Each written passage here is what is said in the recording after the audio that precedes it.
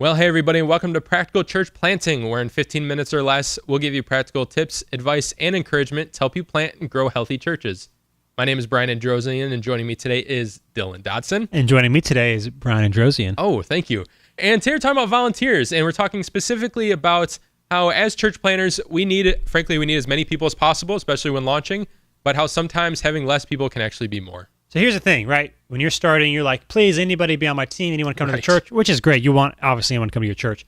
But we're going to talk about why it's actually better to have a high standard, which may end up leading to less people who are serving and on your teams. But in the long run, even though it can be painful in the beginning, it is better. And here's, before we get into, what this looks like and why, just to kind of explain the importance of this. Yeah. We need people, but we also need to have high quality. And so that's important. This is not about being perfect or having a ton of experience. This is really just about effort. Having people that are willing to buy into the mission and do what it takes to help people accomplish your mission. Ours is to help people meet Jesus, grow in a relationship with Him. Yep. Yours is probably something similar to that. And this is also really important, especially in the beginning, but whenever, that people is what creates the culture. And so if you have it's hard to change the culture in the future to say, oh, you know what, we're a year in, we're 6 months in, we're 5 years in. We actually want to have a higher standard of what it looks like to be on the team here. Yeah. Whereas from the very beginning or as soon as possible, creating a high standard. And so, especially in the beginning, it can be hard. We're going to talk about why it's important. So here are the few reasons why it's important to have a high standard of people who are serving, to ask them to be on time, to ask them to commit. Here's why. First reason is people notice stragglers. And here's what I mean by that. If you have people who are serving on your hospitality or kids or production, band, whatever you have going on in your church, group leaders, whatever, people notice when other people are straggling. And so what they'll begin to think of is like, okay, well, this person is okay when they're late. No one ever says anything. Or this person doesn't always show up. Or this person's not always prepared. Why should I be prepared? Yep. Or especially if you have new people that are joining after the fact, they'll start to see, okay, this behavior is accepted. Why should I have to do this? Not because they're trying to cut the corners, but we're busy. We got stuff going on in life. They're just going to see, if this is what's accepted, then this is what we'll do. We often, whether the bar is raised high or low, we often come to that place. Yeah. That's why some cultures, businesses, or churches have a high culture. People are having fun. They're accomplishing things, and some businesses don't because that's the culture. They call people to a high bar or not. Here's what's also important about having a high bar, which whatever that looks like. We're not talking about today what that looks like, but think of your own context. You want people to be on time, you want people to smile, you want people to serve, whatever that looks like. People will actually self-select out. So if you're constantly saying, here's what it means to serve or to volunteer at our church, New City Church or whatever, you're constantly preaching on that, talking about that, pushing people towards that. After a while, people are like, that don't want to do that, will actually self-select themselves out. And we'll talk about hard conversations in a later episode, but it reduces the amount of hard conversations you have to have, because when they see, everyone else is on time, that's just because that's an easy example. I'm always late.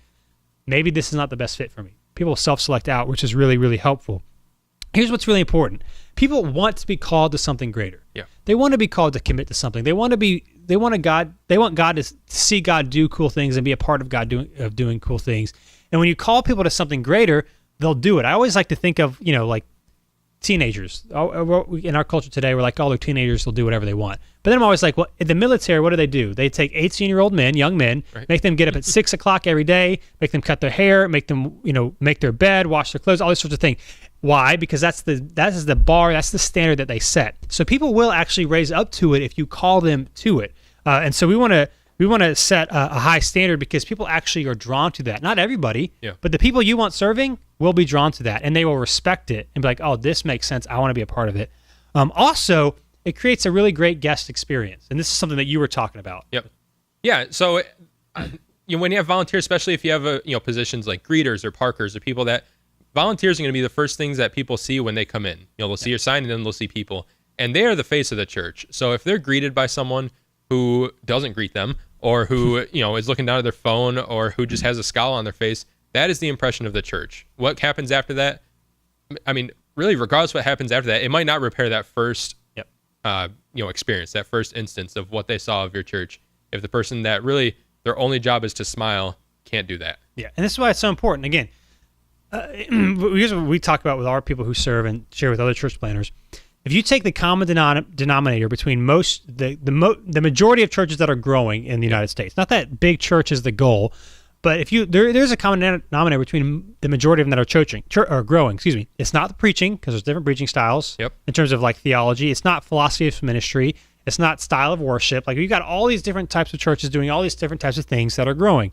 What is the number one common denominator? If you visit churches that are growing fast, you'll see this. It's the guest experience. Think about it. If you're going to church for the first time, if you're a Christian, it's intimidating. If you're not a Christian, it's even more intimidating, especially if you're going by yourself. Oh, yeah. Right? That's a big deal. So you're looking for reasons about why you should go home, why this isn't working, why I knew church was not supposed to be something I was a part of, blah, blah, blah. But when you go and you have someone in the parking lot that's like saying hi to you, and you have opening the door, and if you have coffee there, and people are really friendly, and someone sits next to them, they tell them where to go, they don't assume that you know where to go. Yeah. You walk away being like, man, they actually cared about me and wanted me to be there and were like friendly. And so I didn't experience that, so I'm going to go back. And the goal eventually is to get them connected, to help them meet Jesus. But very rarely is someone, it happens sometimes, but going to come, if they're not a Christian, they're going to become a Christian the first Sunday. Yeah. But if you can make them feel accepted and loved, that's where they're going to come back, and that's where they're going to get plugged into.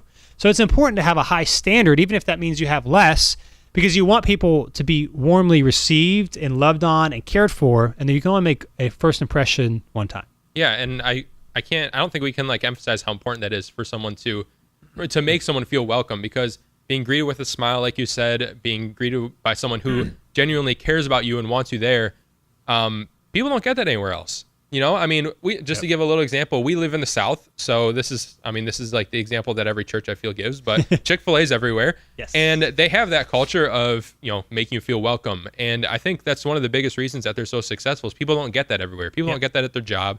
A lot of people don't even get that at home. People don't feel like they're welcome and belong somewhere. And so if they can feel that at your church, that's like the biggest win possible. Yeah, and trying to make this practical, I mean, every situation is different, but how does this work for us? So we have, for everyone that serves, either in kids or hospitality or production band, whatever, on a Sunday morning, because we're talking about Sundays right now, we have a team meeting beforehand in the different sections, and there's a time that you're supposed to be there. So we ask people to be there. We have this thing where we do right now where we actually celebrate, we give what's called city blocks. So we paint them teal, that's our colors, and we hand them out at our meetings, celebrating wins from the previous week. Yeah. And it may sound funny or sound cheesy, but we say, hey, we're trying to build something together. And then we also give a golden lanyard to one person, at least specifically for hospitality is how they do it. They give a golden lanyard to one person. So everyone has a name tag with a lanyard. Now, if you're a new person, you don't really understand that or whatever, but everyone that serves be like, oh, you got the golden lanyard. That means you did something great the previous week. Right. So it's not just like, here's our standards, you better do them, but it's creating excitement, creating energy, and this all goes back to explaining why. If you just say, we want you to be here on time, we want you to do this thing, we want you to train you, we want you to have this attitude, like, that's great. At some point, they'll be like, why am I doing this? But if you explain why, because we want to help people meet Jesus, here are the stories, here are the wins, here are the things that are happening, people love that. And so when you call them to serve or to sacrifice or do something, like, you know what, I may not want to do this in the moment, but I know they need me, and we're doing a great thing together. And so what that means, is people will self-select. We've had that happen. We've had people stop serving, or that we didn't even have to tell them, but we wanted them to. Why? Because we consistently over and over again said, here's our standard, here's what's happening. Of course, conversations do have to happen sometimes. Yep. But that's also really important. Again, we'll talk about those conversations in another episode. But when people see a straggler, as I called it earlier, they know that everyone knows that it's happening. So when they see that the leader confronts that and does something about it, maybe takes them out of the situation like, oh no, this matters, this is serious. And again, sets a high standard. So especially when you're starting, that may be not as many people are going to be on board in terms of serving. But that's, as hard as that is, that's way better than 6 months, a year in having to say, you know what, this isn't working out, and have someone be like, what are you talking about? I've been here this whole time. Yeah, and I think for something like this, we're talking about maintaining a high bar. And, you might be thinking like, okay, where do I set that bar? Kind of how does that work, especially if you haven't launched yet? I think the easiest way to do it is the biggest things to focus on is effort and attitude.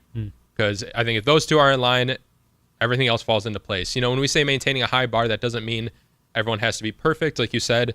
It doesn't mean that we only want, the best looking people up front or anything like that, or any of these like more superficial things, but we care that people care about the mission and that people have a good attitude, or really that people just care about the person that's walking in, and then that'll reflect in their attitude. And this is important. So again, time is a really easy one. So if you have a meeting or whatever, if you're late if you keep being late, there's going to be a conversation. Yeah. It will take you off the team. That just happened on one of our teams on the production team here. We had someone who was always late on a certain serving position. And so we eventually took them off the team, stopped scheduling them, said, hey, this isn't working out. Because you, again, especially if someone who's a new volunteer, a new person, they're going to see that and be like, this is accepted. When they see that the leaders take it seriously, they're going to take it seriously. And again, it may mean having less people in the beginning, But having a strong culture is really, it's easier to create a culture earlier on than it is to change. Of course, you can change it later, but we want to plant healthy and grow healthy churches. And so we couldn't recommend enough. It's okay to tell people no. It's okay not to place people on teams. It's okay to have less and have people that are excited on mission, because that will infect everyone else and everyone will also be excited about it too. Yeah, and at the end of the day, people want to be a part of something that they can tell the leaders care about and that is important. And, most people don't, even if people show up late, most people don't want to be part of a culture of just showing up late and being lazy. Even if that's how they do it a few times, people want to be a part of something that they feel that they're important and that they feel that the entire mission is important. Totally. You could say to you blue in the face, we want to help people meet Jesus. This is great. But then you don't care that people don't show up or people are late or people that have a bad attitude. Well, then they can see how you don't really care that much. Yes. And when you do it lovingly and gracefully, but you're like, this matters and we're going to hold people to a high standard because it matters so much, because people are literally dying and going to hell. Yeah. And we don't want that to happen. People accept that, respect that, and it gets them excited too. Yep. So, hey, that's why, again, it's hard to have a high standard, especially the earlier on you are, because you want a lot of people. But in the long run, it'll do wonderful things for you and your church. So thanks for being with us. As always, you can go to practicalplanting.com/questions to submit a question that you might want us to answer in a future episode. And until next time, have a great one. See you next time on Practical Church Planting.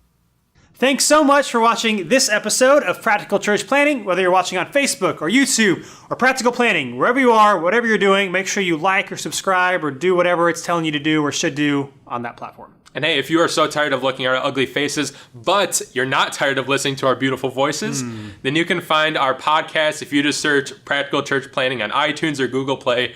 Make sure not to just find it, not just to listen, but to subscribe. Make sure you subscribe. Brian, tell them to subscribe. Subscribe. See you next time.